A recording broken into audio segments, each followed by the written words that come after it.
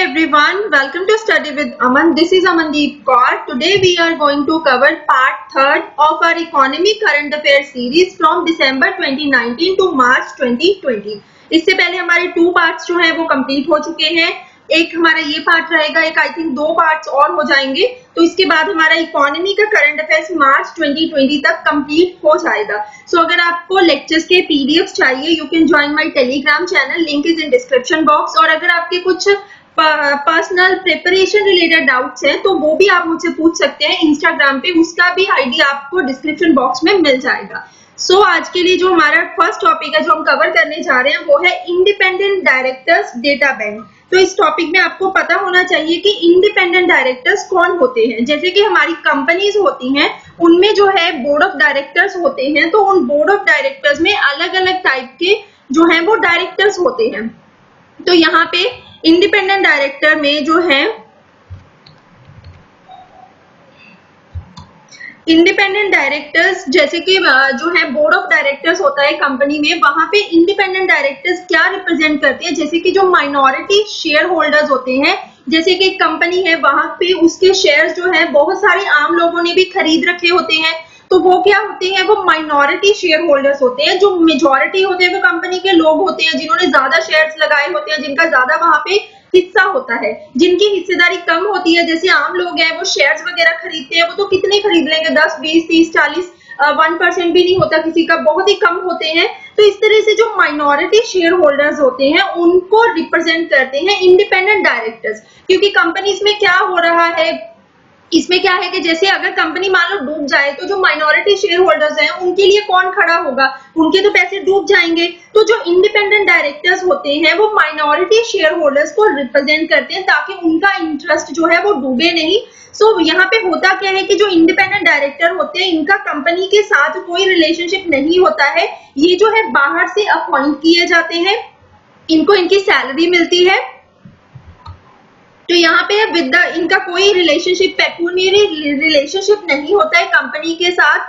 और यहाँ पे क्या होता है, बस इनको इनकी फीस मिलती है. So as per companies act 2013 independent director का मतलब होता है कोई भी director other than managing director और होल टाइम डायरेक्टर और अ नॉमिनी डायरेक्टर. तो ये एक टाइप का नॉमिनी डायरेक्टर होता है जो कि होल टाइम डायरेक्टर नहीं होता है, ना ही मैनेजिंग डायरेक्टर होता है. तो ये हो गया हमारा इंडिपेंडेंट डायरेक्टर. अभी न्यूज में क्या है, ये है कि इंडिपेंडेंट जो डायरेक्टर्स हैं उन एक डेटाबेस, डेटा बैंक जो है मिनिस्ट्री ऑफ कॉर्पोरेट अफेयर्स, जो कि एमसीए जिसको कहते हैं शॉर्ट में, एमसीए ने लॉन्च किया है इंडिपेंडेंट डायरेक्टर्स डेटा बैंक. तो यहाँ पे होगा क्या, आपको सबसे पहले तो ये पता होना चाहिए कि कुछ भी अगर होता है तो वो कौन सी मिनिस्ट्री करती है. बहुत इंपॉर्टेंट है क्योंकि प्रीलिम्स में ऐसे 2-3 क्वेश्चन होते हैं जिसमें क्या है कि 3 स्टेटमेंट में एक स्टेटमेंट जो स्कीम्स वगैरह किसी से रिलेटेड है वो मिनिस्ट्री का पूछते हैं कि कौन सी मिनिस्ट्री ने इसे लॉन्च किया है. तो इंडिपेंडेंट डायरेक्टर्स डेटा बैंक को लॉन्च किया है मिनिस्ट्री ऑफ कॉर्पोरेट अफेयर ने. तो ये एक टाइप का डेटा बैंक, जैसे नाम से ही पता चल रहा है कि एक टाइप का डेटा बैंक है. यहाँ पे बहुत सारा डेटा होगा. डेटा किसका होगा, इंडिपेंडेंट डायरेक्टर्स का. तो यहाँ पे ये है कि डेटा बैंक जो है, यहाँ पे डेटा बैंक का मेन काम क्या है कि ये इजी एक्सेस प्रोवाइड करेगा जो कंपनीज को इंडिपेंडेंट डायरेक्टर्स चाहिए. यहाँ पे जितने भी इंडिपेंडेंट डायरेक्टर्स होना चाहते हैं, जो अपने आप को जो है चाहते हैं कि कोई कंपनी जो है, कंपनीज जो है उनको इंडिपेंडेंट डायरेक्टर की तरह अपॉइंट करे, वो वाले जो एस्पायरिंग इंडिविजुअल्स हैं उनका डेटा वो यहाँ पे खुद को रजिस्टर कराएंगे, उनका यहाँ पे डेटा रहेगा.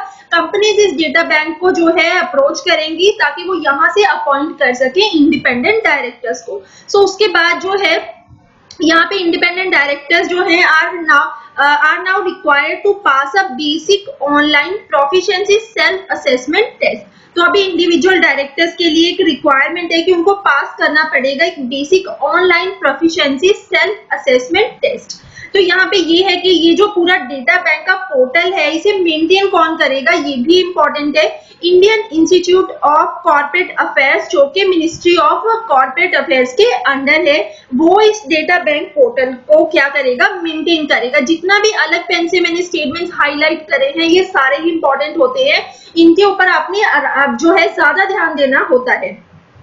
उसके बाद जो है powered by an integrated learning management system, the data bank portal also provide for a wide array of e-learning courses तो ये जो डेटा बैंक, ये जो हमारा डेटा बैंक क्रिएट किया गया है, डेटा बैंक पोर्टल जो क्रिएट किया गया है, यहाँ पे ऐसे प्रोविजंस भी है कि ये ई लर्निंग कोर्सेज भी प्रोवाइड करता है अलग अलग टॉपिक्स के ऊपर, जैसे कि कंपनीज एक्ट के ऊपर, सिक्योरिटीज लॉज के ऊपर, basic accountancy, board practices, board ethics and board effectiveness. तो ये है पूरा इंडिपेंडेंट डायरेक्टर्स के बारे में। उसके बाद एक पॉइंट और भी है, जो several other value added services are also provided to be rolled out through the portal for capacity building of the independent directors.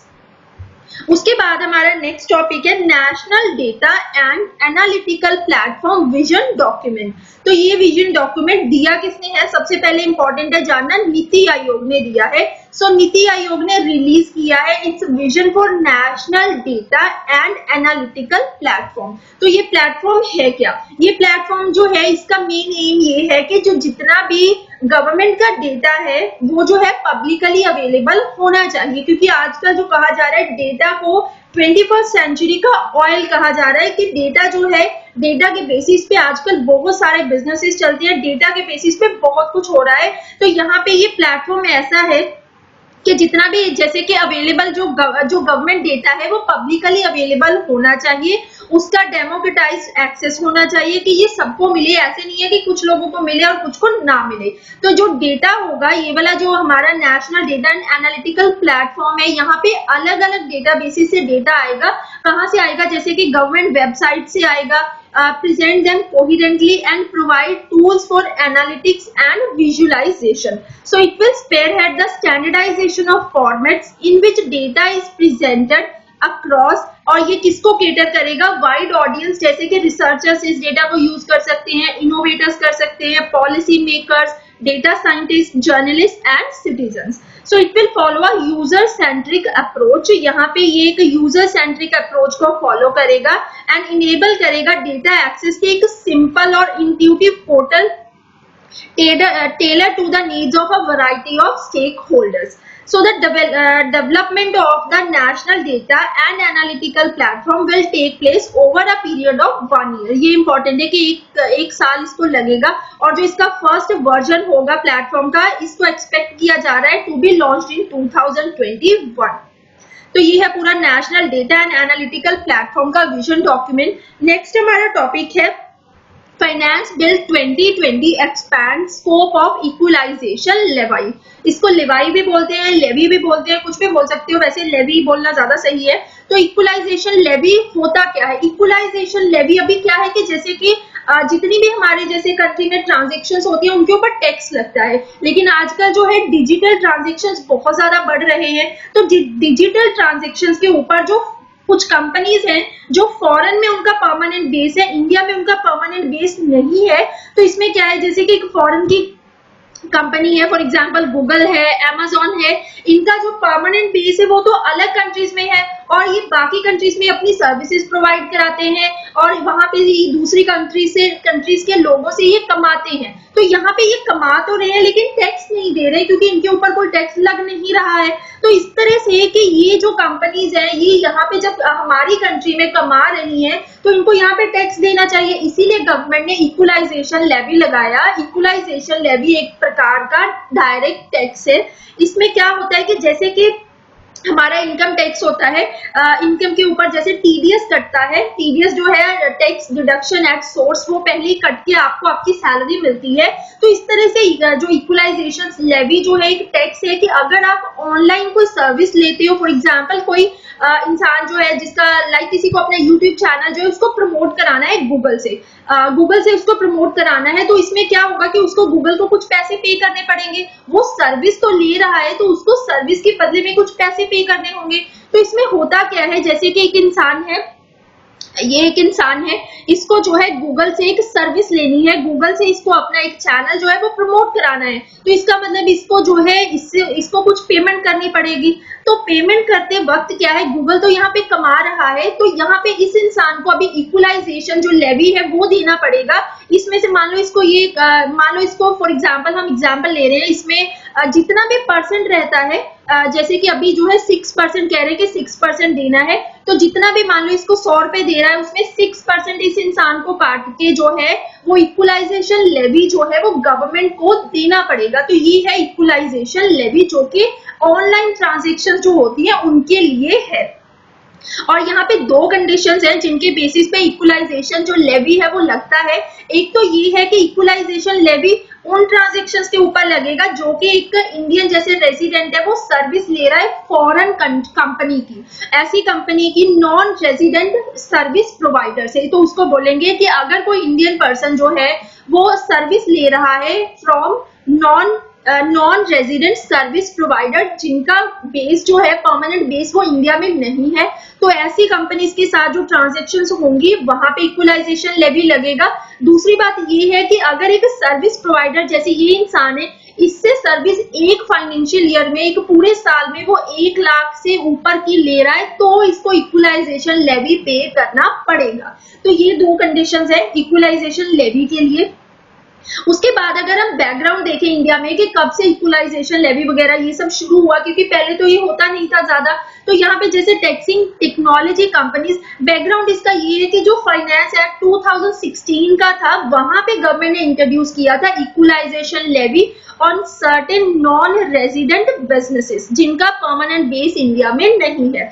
So it was applied at a rate of 6%। तो ये 6% से apply किया जाता है on certain specified services, जैसे कि online advertisement जो होती है, जो लोग करवाते हैं अपने प्रोडक्ट्स वगैरह, अपने ब्रांड वगैरह को प्रमोट कराने के लिए जो ऑनलाइन एडवर्टाइजमेंट होती है। जैसे कि आप गूगल पे देखते होगे, जब आप गूगल खोलते हो साइट पे एड्स जो है कुछ ना कुछ चलती रहती हैं, तो वो एड्स जो होती हैं वो गूगल जो है किसी को जो जिनका वो ब्रांड है उनको वो सर्विस प्रोवाइड करा रहा है, और जिनका वो ब्रांड है वो गूगल को पे कर रहे हैं। तो अभी क्या है, वो जो पे कर रहे हैं उसमें से 6% काट के उन्हें गवर्नमेंट को इक्वलाइजेशन लेवी पे करना पड़ेगा। तो उसके बाद क्या हुआ, ये 2016 में हुआ। फिर 2018 का जो बजट था वहां पे गवर्नमेंट ने प्रपोज किया propose to get its fair share of tax from business to consumer transaction. तो यहाँ पे क्या हुआ कि गवर्नमेंट ने सोचा कि उनको जो है उनका शेयर मिलना चाहिए जितनी भी बिजनेस टू कंज्यूमर ट्रांजेक्शंस होती हैं। तो गवर्नमेंट ने इंट्रोड्यूस किया 2018 के बजट में concept of significant economic presence. तो सिग्निफिकेंट इकोनॉमिक प्रेजेंस का जो कॉन्सेप्ट है, इसका मतलब है कि जो नॉन रेजिडेंट सर्विस प्रोवाइडर है अगर वो इंडिया के लोगों को सर्विसेज दे रहा है तो उस पे जो है इक्वलाइजेशन लेवी लगेगा। सो आइडिया इसका क्या था कि टैक्स करना है जो प्रॉफिट कमाया जा रहा है, जो डिजिटल बिजनेसेस हैं जिनकी फिजिकल प्रेजेंस इंडिया में नहीं है और वो यहाँ से पैसे कमा रहे हैं, जस्ट उनको यही है कि उनको भी टैक्स पे करना पड़ेगा। उसके बाद नेक्स्ट है कि जो हमारा इस साल का बजट था 2020 का, यहाँ पे अनाउंस किया गया कि जो सिग्निफिकेंट इकोनॉमिक प्रेजेंस का कॉन्सेप्ट है इसको जो है 1 साल के लिए डेफर कर दिया गया है, डिले कर दिया गया है टू April 1, 2021।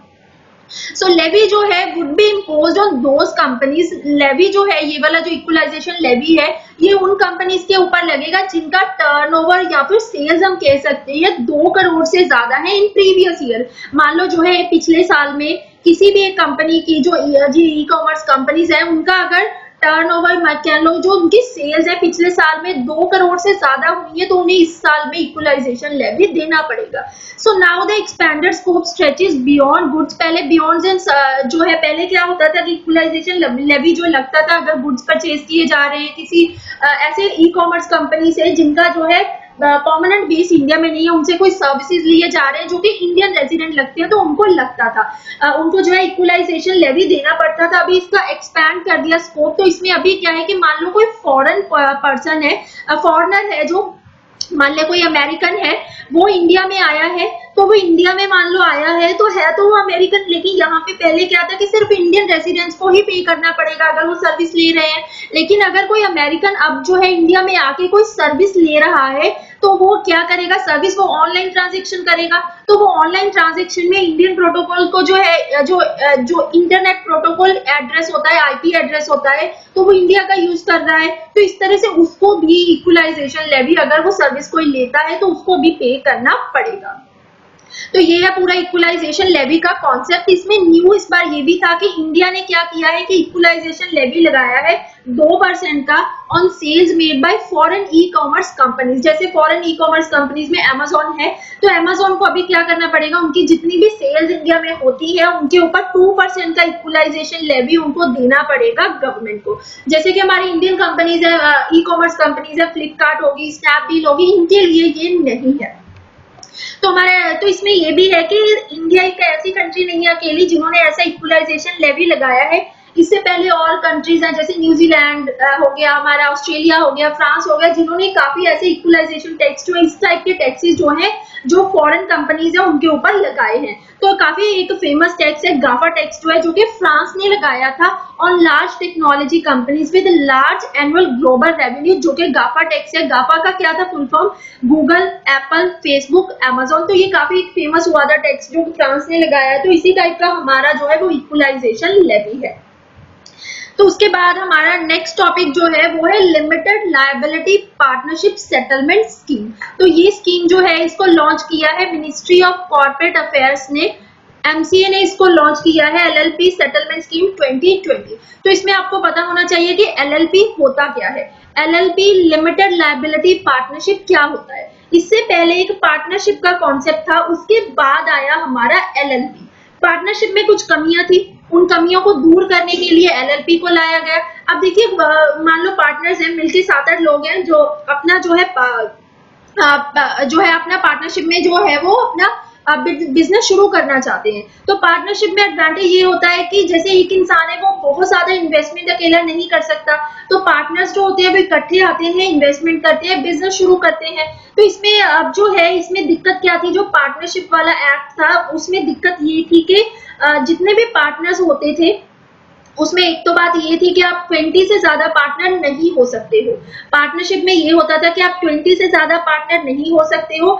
एलएलपी में आप कितने भी पार्टनर्स हो सकते हो। तो इसमें एक पार्टनरशिप में जो कमी थी वो ये थी कि मान लो एक पार्टनर ने कोई गलत काम किया है, तो मान लो कुछ इलीगल किया है, तो जितने भी दूसरे पार्टनर्स हैं उनको भी इसका खामियाजा भुगतना पड़ता था, जो कि एलएलपी में नहीं है। एलएलपी में ये है कि अगर आपका पार्टनर कोई कुछ भी मिसडीड करता है तो उसमें आपकी कोई रिस्पॉन्सिबिलिटी नहीं है। तो इसमें ये थर्ड बात जो पार्टनरशिप में ये थी, कमी थी, वो ये थी कि अगर मान लो पार्टनरशिप में बिजनेस अच्छा नहीं जा रहा है, तो वो डूब रहा है, तो इसमें क्या होता है, उसका भुगतान करने के लिए जो पार्टनर्स के जो पर्सनल एसेट्स थे उनको भी बेचना पड़ सकता था। लेकिन एलएलपी में ऐसा नहीं है, क्योंकि इसका नाम ही लिमिटेड लायबिलिटी है कि आपकी जो लायबिलिटी है वो लिमिटेड है। तो यहाँ पे सिर्फ आपके जो प्रोफेशनल एसेट्स हैं उनके ऊपर ही बात चलेगी, आपके पर्सनल एसेट्स को छुआ नहीं जाएगा। तो ये है पूरा एलएलपी का कॉन्सेप्ट। तो एलएलपी ये जो है एक टाइप का flexible legal and tax entity है that allow partners to benefit from economies of scale। economies of scale का मतलब है मास प्रोडक्शन करना। मान लो एक इंसान है, वो अपना बिजनेस शुरू करेगा, तो उसमें वो ज्यादा प्रोडक्शन नहीं कर सकता, क्योंकि उसको क्या है कि इतने ज्यादा उसके पास इन्वेस्टमेंट नहीं होगी। एक अकेला इंसान कितनी इन्वेस्टमेंट कर देगा, जितनी वो कम इन्वेस्टमेंट करेगा इसका मतलब जो है वो उतना ही कम प्रोड्यूस करेगा। ये तो बात अब है ना कि जितनी भी बड़ी बड़ी कंपनीज है, जितना वो ज्यादा प्रोड्यूस करती है उतना उनको ज्यादा एडवांटेज होता है। तो इस तरह से वो इकोनॉमीज ऑफ स्केल से पार्टनर्स जो है वो बेनिफिट कर ले सके, इसलिए एलएलपी का कॉन्सेप्ट आया। एलएलपी जो है registered under limited liability partnership act 2008। Mutual rights and duties of the partners within LLP are governed by an agreement between the partners and the LLP. So उसके बाद इसके बारे में एक बात और है, जो है LLP can continue its existence irrespective of change in partners. जो मैंने बताया कि जो पार्टनरशिप में सिर्फ 20 हो सकते थे, इसमें 20 से ज्यादा जितने भी आपके पार्टनर्स हैं हो सकते हैं, कोई फर्क नहीं पड़ता। और एक जो है no partner is liable on account of independent और unauthorised actions of the other partner. उसके बाद एलएलपी कंटेन्स एलिमेंट्स। यहाँ पे एलएलपी जो है दो जो है टाइप के एलिमेंट्स कंटेन करती है। इससे पहले जो है जो जितना भी कॉर्पोरेट स्ट्रक्चर है वो भी, और पार्टनरशिप फर्म स्ट्रक्चर। इससे पहले जो कंपनीज हुआ करती थी और पार्टनरशिप हुआ करती थी, दोनों के एलिमेंट्स को मिला के एलएलपी का कॉन्सेप्ट आया था। तो यहाँ पे हमारी जो न्यूज है वो क्या है, जिसके बारे में हम पढ़ रहे हैं। तो एलएलपी स्कीम क्या है, तो ये जो स्कीम है 2020 की स्कीम है, इसमें अलाउ किया जा रहा है वन टाइम कॉन्डोनेशन। कॉन्डोनेशन का मतलब होता है कि आपको आपके एक्ट के लिए माफ कर देना, कुछ टाइम के लिए आपको माफी दे देना। तो यहाँ पे क्या है कि एलएलपी सेटलमेंट स्कीम अलाउ करती है वन टाइम एक ही बार आपको माफी दी जाएगी अगर आप डिले करते हो in filing statutorily required documents with the registrar and to gain immunity from the prosecution। मान लो जो है आप पार्टनरशिप में हो, आपको कुछ जो है डॉक्यूमेंट्स जो है वो टैक्स रिलेटेड जैसे कुछ डॉक्यूमेंट्स हैं, लीगल डॉक्यूमेंट्स आपको जो है रजिस्ट्रार के पास जमा करवाने हैं लेकिन आपने नहीं करवाए हैं, तो आपको एक बार उसकी माफी दी जाएगी। यहाँ पे आपके अगेंस्ट कोई भी लीगल एक्शन नहीं लिया जाएगा।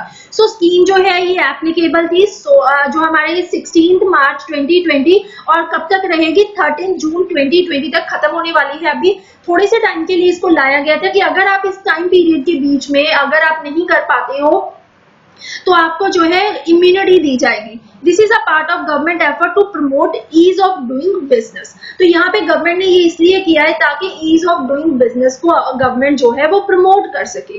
तो यहाँ पे इसमें जो है ये था पूरा limited liability partnership settlement scheme का पूरा कॉन्सेप्ट जो मैंने आपको समझा दिया है। उसके बाद हमारा नेक्स्ट टॉपिक है डायरेक्ट टैक्स विवाद से विश्वास एक्ट 2020। तो यहाँ पे डायरेक्ट टैक्स जो है पार्लियामेंट ने पास कर दिया है, डायरेक्ट टैक्स विवाद से विश्वास एक्ट 2020। इसके फीचर्स क्या क्या है? यहाँ पे एक्ट जो है प्रोवाइड करता है कि अपॉर्चुनिटी देता है टैक्स पेयर्स को, जैसे कि टैक्स पेयर्स है उनको जो है उनको सेटल करने के लिए अपने डायरेक्ट टैक्स जो डिस्प्यूट्स चल रहे हैं, कुछ इश्यूज चल रहे हैं, by paying due taxes with complete waiver of interest and penalty till June 30। तो इसमें क्या है कि पहले जो डेट दी गई थी वो मार्च 31 थी कि अगर मान लो आपने जो आपको टैक्स नहीं दिया है, टैक्स के ऊपर फिर आपको इंटरेस्ट पड़ रहा है, उसके बाद आपको पेनल्टी पड़ गई है क्योंकि आपने टैक्स नहीं पे किया है, तो आपको जो है 31 मार्च तक ये था कि अगर आप अपने टैक्स पे कर देते हो पूरे तरीके से तो जो है आपको जो है कंप्लीट वेवर मिलेगा, ना तो आपको इंटरेस्ट पे करना पड़ेगा उसके ऊपर, ना ही आपको जो पेनल्टी लगी है वो पे करनी पड़ेगी। पहले आपको टाइम दिया गया था मार्च 31 तक का, लेकिन कोविड-19 लॉकडाउन के चलते इस टाइम पीरियड को एक्सटेंड करके 30 जून कर दिया गया है। अब अगर 30 जून तक जिनको जो है टैक्स देना था वो नहीं दे पा रहे थे, वो दे देते हैं टैक्स अपना, तो ना तो उनको कोई पेनल्टी देनी पड़ेगी ना ही कोई इंटरेस्ट देना पड़ेगा। और ये एप्लीकेबल है जितने भी डिस्प्यूट्स चल रहे थे, जितने भी टैक्स पेयर्स के डिस्प्यूट चल रहे थे, commissioner of income tax appeals, income tax appellate tribunal में चल रहे थे केसेस, हाई कोर्ट में चल रहे थे, सुप्रीम कोर्ट में चल रहे थे, तो इन सारे जितने भी यहाँ पे केसेस चल रहे थे उन सबको वेवर दिया जाएगा। उसके बाद है also income tax cases being arbitrated abroad are eligible under the act. उसके बाद है pending appeals may be against disputed tax interest और penalty in case of disputed tax. मान लो कोई डिस्प्यूटेड टैक्स है, टैक्स नहीं किसी ने पे किया है, तो टैक्स पेयर क्या करेगा, टैक्स पेयर्स जो है वो उनको अलाउ किया गया है, कंप्लीट उनको वेवर मिलेगा कि ना तो उनको इंटरेस्ट देना है ना तो उनको कोई पेनल्टी देनी है। अगर वो अपना इंटायर अमाउंट जितना भी टैक्स का था वो पूरा जो है 30 जून 2020 तक अपना टैक्स पूरा दे देते हैं। अगर वो नहीं देते हैं after which amount payable shall be, तो उनको जो है 10% जितना भी डिस्प्यूटेड टैक्स है उसका 10% ज्यादा देना पड़ेगा। उसके बाद अगर आपके टैक्स अरियर्स जो है रिलेटेड टू डिस्प्यूटेड इंटरेस्ट और पेनल्टी ओनली है, मान लो आपने टैक्स पहले दे दिया था तो आपका भी केस चल रहा है कि आपने इंटरेस्ट भी देना है, क्योंकि ये पहले की बात है, वेवर तो बाद में दिया गया, उससे पहले मान लो आपका केस चल रहा है कि आपने इंटरेस्ट पे करना है और पेनल्टी पे करनी है। अगर आप 30 जून तक आप एक्शन ले लेते हो मतलब, तो आपको क्या करना पड़ेगा, सिर्फ 25% जितना भी आपका डिस्प्यूटेड आपका पेनल्टी मान लो 100 रुपए देनी थी, इंटरेस्ट 100 रुपए देना था, जस्ट फॉर एग्जाम्पल बता रही हूँ, ये ज्यादा अमाउंट होता है, तो इतना अगर आपको देना था तो उसका सिर्फ अभी आपको 25% देके आपका काम खत्म हो सकता है if payment is made by the June 30। और अगर आप जून 30 तक नहीं करते हो तो आपको वो इनहेंस करके 30% तक देना पड़ेगा। तो अभी जो है जितने भी टैक्स पेयर्स हैं उनको जो है एक अपॉर्चुनिटी दी जा रही है कि अगर आप 30 जून तक एक्शन ले लेते हो, टैक्स वैक्स जो भी आपका इंटरेस्ट पेनल्टी पे कर देते हो तो आपको एडवांटेज है, और अगर आप नहीं करते हो फिर तो एक्शन लिए ही जाएंगे। उसके बाद ये है कि जो एक बार आपका डिस्प्यूट जो है वो एक्ट के अंडर सेटल हो गया है तो आपका जो है केस को रीओपन नहीं किया जाएगा। उसके बाद जो है कौन कौन से डिस्प्यूट्स हैं जो इस एक्ट के अंडर नहीं लिए जाएंगे, वो है where prosecution has been initiated before the declaration is filed, कि आपने डिक्लेरेशन फाइल की है उससे पहले ही आपके अगेंस्ट केस शुरू हो गया है। तो which involves persons who have been convicted, तो यहाँ पे किसी पर्सन को इसके अंडर कन्विक्ट भी कर दिया गया है, कन्विक्टेड हो चुका है, उसके ऊपर जो है फाइनल डिसीजन आ गया है। उसके बाद जो है और आर बीइंग प्रोसिक्यूटेड, या फिर जिनके ऊपर केस चल रहा है for the offences under certain laws, जैसे कि इंडियन पीनल कोड हो गया, और for enforcement of civil liabilities. उसके बाद है and involving undisclosed foreign income और एसेट्स, तो अगर आप इनमें फंसे हुए हो तो आपको यहाँ पे डिस्प्यूट्स जो है आपके वो एक्ट के अंडर नहीं लिए जाएंगे, आपके ऊपर जो भी केस वेस चल रहे हैं वो चलते रहेंगे। तो ये है पूरा कॉन्सेप्ट इसके बारे में। इसका फायदा क्या होगा, इसका फायदा ये होगा कि एक तो जो है गवर्नमेंट का जैसे पैसा रुका हुआ है, कि जैसे कि वो टैक्स है उसके ऊपर डिस्प्यूट चल रहा है, तब तक तो वो टैक्स दे नहीं सकता है, तो वो पैसा गवर्नमेंट का जो रुका हुआ है टैक्स पेबल वाला वो उनको मिल जाएगा, क्योंकि डिस्प्यूट रिजॉल्व हो जाएगा, टैक्स पे कर दिया जाएगा, इंटरेस्ट पेनल्टी कोई है वो भी पे कर दी जाएगी, तो गवर्नमेंट को भी पैसा मिल जाएगा। और दूसरा ये है कि ये जो इतना डिस्प्यूट जो है हाई कोर्ट, सुप्रीम कोर्ट, इधर उधर ट्राइब्यूनल्स में केसेस चल रहे हैं, इनका बर्डन बहुत कम हो जाएगा क्योंकि डिस्प्यूट सॉल्व हो जाएंगे, और जो टाइम रिसोर्स मनी है वो भी बच जाएगा। तो ये इसके पूरे फायदे हैं। उसके बाद जो है एक और कॉन्सेप्ट है declining investments in participatory notes. तो पार्टिसिपेटरी नोट्स में अभी इन्वेस्टमेंट्स कम हो गए बहुत ज्यादा। तो पार्टिसिपेटरी नोट्स होते क्या हैं, जैसे कि इंडिया है, इंडिया में कोई फॉरेन की कंट्री है, फॉरेन की कंट्री में लोग हैं, कोई भी है वो यहाँ पे इन्वेस्ट करना चाहता है, तो वो इन्वेस्टमेंट कैसे करेगा, उसको खुद को सेबी के साथ जो है रजिस्टर करना पड़ेगा, बहुत सारी फॉर्मेलिटीज फुलफिल करने पड़ेंगे, उसके बाद वो यहाँ पे इन्वेस्टमेंट कर सकता है। अब जो है बड़े बड़े इन्वेस्टर्स हैं वो तो यहाँ पे कर देंगे, उनको फायदा होगा, लेकिन जो छोटे छोटे इन्वेस्टर्स हैं जो नहीं इतना ज्यादा झंझट में पड़ना चाहते, वो किस थ्रू पार्टिसिपेट करें इंडियन स्टॉक एक्सचेंजेस में, तो वो किस के थ्रू पार्टिसिपेट कर सकते हैं, वो पार्टिसिपेट कर सकते हैं थ्रू पार्टिसिपेटरी नोट्स। इसमें पार्टिसिपेटरी नोट्स होते क्या है, are offshore derivative instruments of underlying Indian assets, they are issued by registered FPOs. अब यहाँ पे क्या है कि इंडियन स्टॉक एक्सचेंजेस में जो सेबी के साथ रजिस्टर होके अपना जो है इन्वेस्टमेंट करते हैं वो कौन होते हैं, फॉरेन पोर्टफोलियो इन्वेस्टर्स होते हैं। तो फॉरेन पोर्टफोलियो इन्वेस्टर्स जो हैं ओवरसीज इन्वेस्टर्स होते हैं, जो यहाँ पे इंडियन स्टॉक एक्सचेंजेस में पार्टिसिपेट करते हैं, इन्वेस्ट करते हैं। उसके बाद है कि ये वाले जो एफपीओज हैं ये तो यहाँ पे इन्वेस्ट कर रहे हैं, तो यहाँ पे यही एफपीओज जो है एफपीआईज फॉरेन पोर्टफोलियो इन्वेस्टर्स, तो यहाँ पे जो एफपीआईज हैं अब ये क्या करते हैं कि अपनी कंट्री के लोगों को पार्टिसिपेटरी नोट्स इश्यू कर सकते हैं, तो ये इनके कंट्री के लोग इनके थ्रू इंडिया में पार्टिसिपेट कर सकते हैं कि वो यहाँ पे इन्वेस्टमेंट कर सकते हैं। इसका बेनिफिट क्या होता है कि इंडिया में क्या होता है कि इसमें they provide access to quick money, एकदम से पैसा आ जाता है to Indian stock, Indian capital market. Moreover it enables the investors to avoid the cumbersome regulatory approval.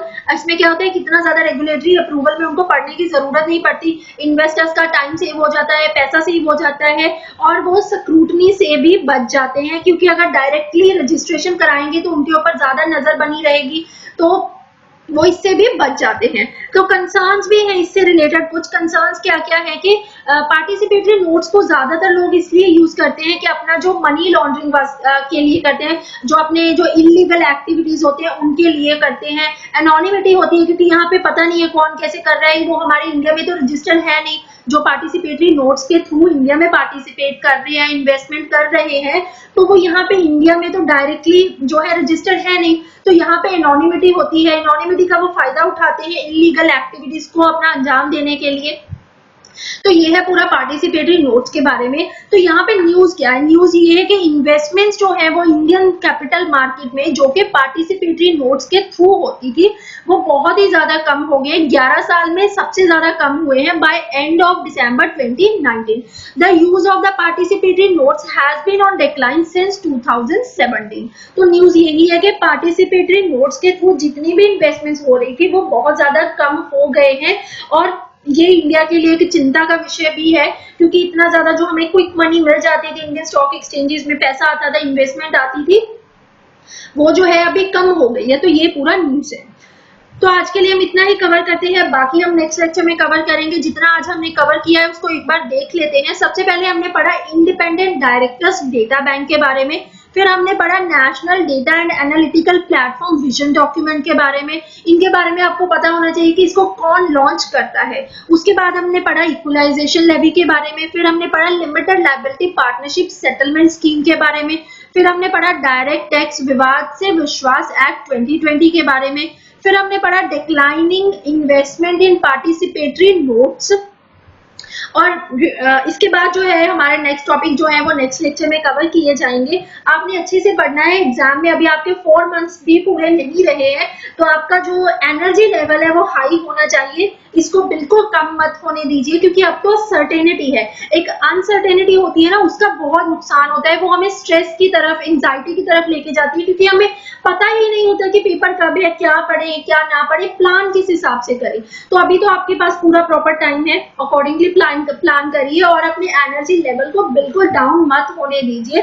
जो हो गया सो हो गया। लॉकडाउन में आपका टाइम वेस्ट हो गया, आपको स्ट्रेस था, बहुत सारे बच्चों के साथ ऐसा हुआ है, कोई बात नहीं है। जो हो गया सो हो गया। अभी आगे के बारे में सोचिए। जो आप इन 4 मंथ्स को अच्छे से यूटिलाइज कर लोगे ना, जो लोग कर लेंगे वो उनका जो है रिजल्ट के बाद पता चलेगा कि उनको कितना फायदा हुआ है इसका, और जो नहीं करेंगे फिर उनको नुकसान होगा और आपको इसका फायदा उठाना है। सो नेक्स्ट लेक्चर में मिलते हैं। Till then bye bye, take care.